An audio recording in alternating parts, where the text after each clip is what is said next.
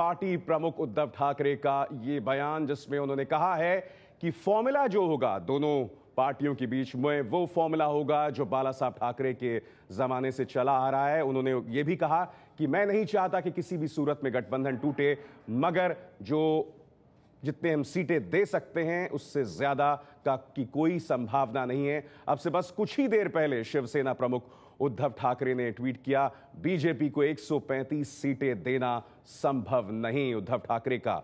और वो उन्होंने ये भी कहा कि ये महायुति के अच्छे दिन हैं, खामखा खींचतान मत करो। शिवसेना प्रमुख के वक्त शिवसेना 171 और बीजेपी 117 सीटों का फॉर्मूला तय था और इस हिसाब से इसमें परिवर्तन की कोई गुंजाइश नहीं है। मैंने अपनी भूमिका बीजेपी को बता दी है।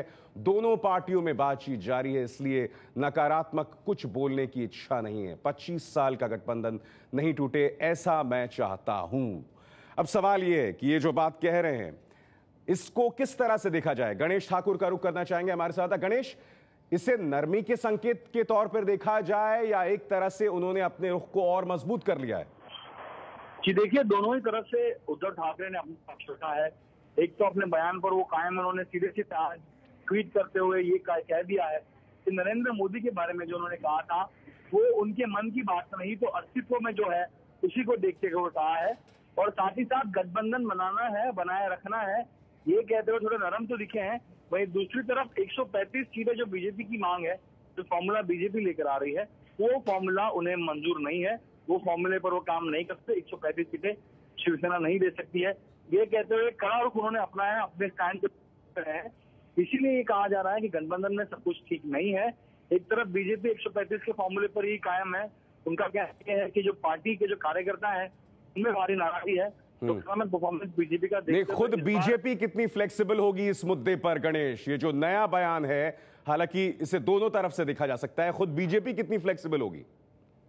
बीजेपी ने साफ कह दिया है कि जो लोकसभा चुनाव के नतीजे हैं और उसको देखते हुए वो किसी भी नए फॉर्मूले पर जो शिवसेना मंजूर नहीं कर रही है वो मंजूर नहीं करेंगे।